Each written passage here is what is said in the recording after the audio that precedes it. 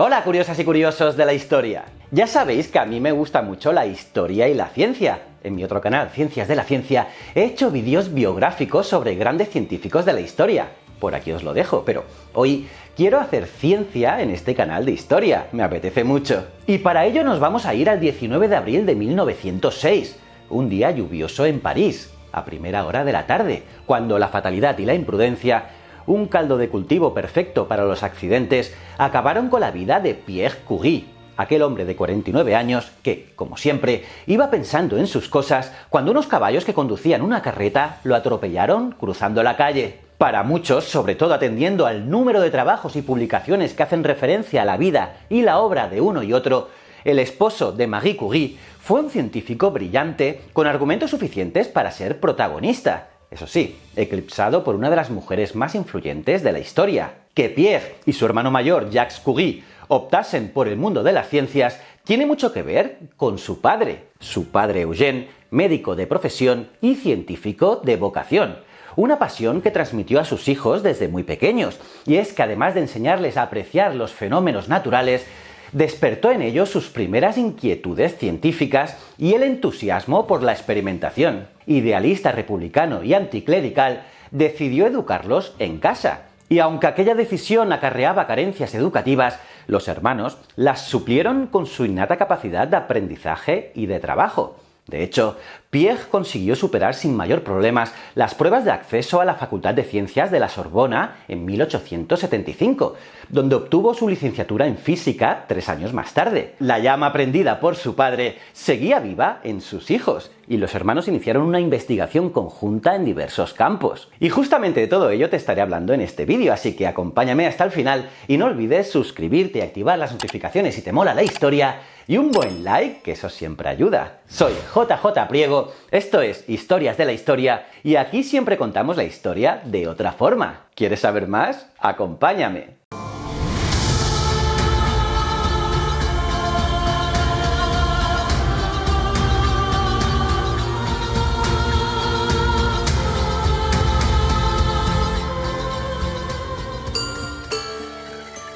Pues bien, para hablar de Pierre Curie, vamos a empezar por sus primeros descubrimientos. Y en primer lugar, vamos a hablar de la piezoelectricidad.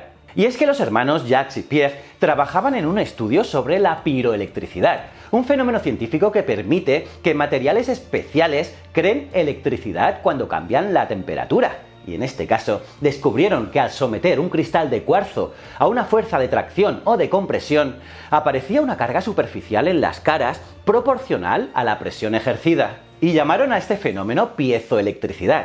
Actualmente, la Wikipedia define la piezoelectricidad como un fenómeno que ocurre en determinados cristales que, al ser sometidos a tensiones mecánicas, adquieren en su masa una polarización eléctrica, apareciendo una diferencia de potencial y cargas eléctricas en su superficie. Pues bien, entonces, los hermanos construyeron un generador piezoeléctrico. Aún así, la piezoelectricidad se mantuvo como un efecto curioso de laboratorio, y es que habría que esperar varias décadas para que se comenzasen a desarrollar sus aplicaciones, que fueron diversas y variadas. Por ejemplo, los mecheros eléctricos, donde al pulsar el botón, que hace las veces de martillo, se golpea un cristal piezoeléctrico y genera la chispa que prende el gas. O otro ejemplo, los hidrófonos, que son micrófonos acuáticos que convierten las vibraciones en impulsos eléctricos que nos servirá para localizar cuerpos en movimiento bajo el agua. O incluso la producción de energía de forma sostenible. Pero, ¿qué os parece si os digo que gracias a la piezoelectricidad, el simple hecho de caminar o la circulación de los vehículos genera electricidad? Pues resulta que en algunas estaciones de Tokio se han instalado bajo el suelo materiales piezoeléctricos que aprovechan la presión ejercida por las pisadas de los miles de pasajeros,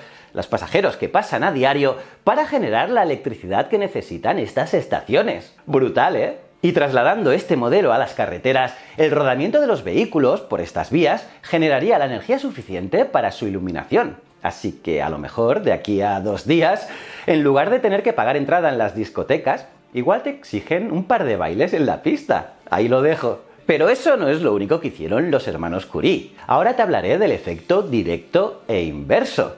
Y es que los hermanos Curie siguieron investigando y comprobaron que este fenómeno también se daba a la inversa. Es decir, los elementos piezoeléctricos se deformaban al ser sometidos a una corriente eléctrica. Además de la existencia del efecto directo y el inverso, en la gran mayoría de los casos se trataba de un modelo reversible.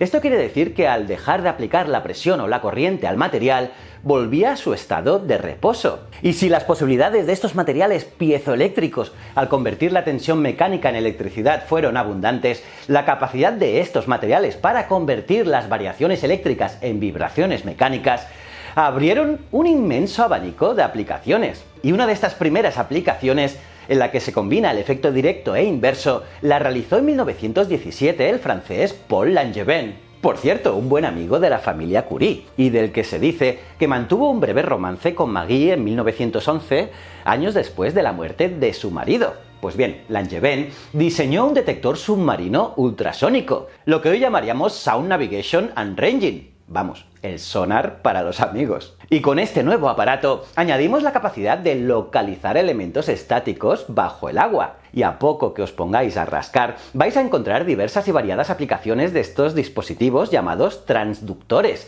que convierten energía eléctrica en energía ultrasónica y energía ultrasónica en energía eléctrica, como micrófonos, altavoces, auriculares, activación de los airbags, sensores de aparcamiento asistido en los vehículos, sensores de vibración o de presión en aplicaciones industriales, eyectores de tintas de la impresora o diferentes modalidades médicas de diagnosis por imágenes. Vamos, de todo. Y ahora vamos a hablar del magnetismo. Y es que gracias a este último descubrimiento, Jacques obtuvo una plaza de profesor de mineralogía en la Universidad de Montpellier, que ocupó hasta los 70 años. Y a pesar de romperse el tándem de los hermanos Curie, Pierre continuó sus trabajos ahora centrándose en el magnetismo. Y en esto del magnetismo vamos a hacer más y más historia, porque habría que rendir un homenaje al filósofo griego Tales de Mileto, porque hacia el año 600 a.C. ya observó que al frotar el ámbar con un paño o piel de animal, adquiere la extraña propiedad de atraer objetos livianos. De hecho, la palabra ámbar en griego antiguo es electrón, de la que deriva el término electricidad. Pero te preguntarás, ¿y qué utilidad le dieron en esa época al ámbar una vez conocida esta propiedad mágica? Pues bien, lo usaron para quitar las pelusas de la ropa. Pero Tales no solo jugó con la electricidad, también lo hizo con los imanes. A poco más de 20 kilómetros de Mileto se encontraba la ciudad de Magnesia, lugar donde se encontró por primera vez la magnetita o piedra imán. Y Tales estudió aquella piedra y observó que, además de atraer otros metales, si la magnetita se frotaba con hierro, este adquiría las propiedades magnéticas del mineral. Había nacido el magnetismo. Brutal, ¿eh? Pues bien, los estudios y trabajos sobre las propiedades magnéticas de las corrientes eléctricas desarrollados en el siglo XVIII por el danés Hans Christian Ørsted y el francés André-Marie Ampère servirían para que el británico Michael Faraday, mi científico favorito, consiguiese producir ya en el siglo XIX una corriente eléctrica a partir de una acción magnética, fenómeno conocido como inducción electromagnética. Y así, establecidas las bases experimentales realizadas por sus predecesores, Pierre recogió todas las ideas teóricas y las observaciones experimentales desarrolladas hasta el momento para complementarlas con sus propios estudios. Y en marzo de 1895 publicó su tesis doctoral titulada Propiedades magnéticas de cuerpos a diversas temperaturas. Y en ella recuperaba la clasificación en 3 grupos de las sustancias con propiedades magnéticas de acuerdo al comportamiento en campos magnéticos. Y aportaba, porque este hombre era de aportar, un nuevo descubrimiento: un material ferromagnético. Por ejemplo, el hierro puro perdía su magnetismo cuando se calentaba a una temperatura determinada,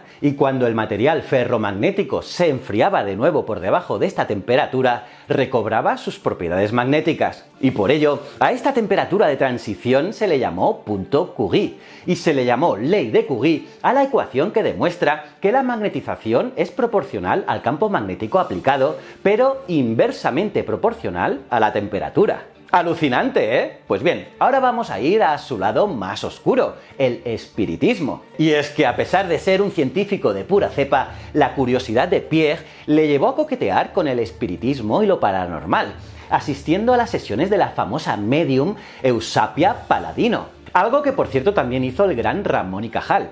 Y aquí arriba os dejo un vídeo que habló sobre ello. Pues bien, independientemente de la comunicación con los espíritus, que poco o nada interesaban al científico, a Pierre le atraía el movimiento de objetos sin tocarlos, y la levitación de mesas o de la propia medium. Y la verdad es que a pesar de que algunos estudiosos de la metodología de Eusapia denunciaron que era un fraude, Pierre tenía sus dudas, y por ello quiso estudiar aquellos fenómenos tan extraños para ver si detrás había algún tipo de energía desconocida que pudiese explicarlos.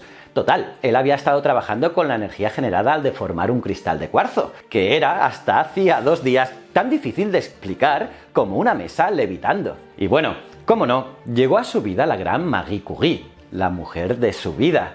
Con la concesión de la mención cum laude por su tesis doctoral bajo el brazo, obtuvo la cátedra de física en la Sorbona. Y por fin, Marie dio el sí quiero. Y lo hizo tras un cortejo que se inició cuando Pierre le regaló un ejemplar de sus trabajos sobre electricidad y magnetismo. Y la verdad es que se había hecho de rogar porque para ella el matrimonio y los hombres nunca fueron un tema que le preocupase. Además, decía ella, ¿quién iba a fijarse en una mujer pálida, escuálida y todo el día rodeada de libros? Pues está claro, otro físico. Así que alquilaron un pequeño apartamento con lo esencial e instalaron su humilde laboratorio en un cobertizo abandonado donde se dedicaron incansablemente a la ciencia. Del nuevo tándem Curie, esta vez formado por Pierre y Marie, surgirían las bases de la radiactividad y se iniciaba el camino que llevaría al matrimonio. Más de 10 años de casados, pero aquel amor entre probetas acabaría ese fatídico 19 de abril de 1906. ¡Qué lástima, eh! Por cierto, aquí te dejo una biografía en Ciencias de la Ciencia donde os hablo de todo lo que hicieron este excepcional matrimonio. Y nada más por hoy. ¿Qué te ha parecido esta historia? ¿La conocías? Déjame tu comentario para leerte y recuerda darle like y recomendar el vídeo si te ha molado, así como suscribirte y darle a la campanita. Y aquí te dejo otro vídeo que seguro que te va a molar y estos son mis otros canales para que los pruebes. Y no olvides que el conocimiento es un requisito esencial para la supervivencia. Nos vemos en el próximo vídeo. Muchísimas gracias.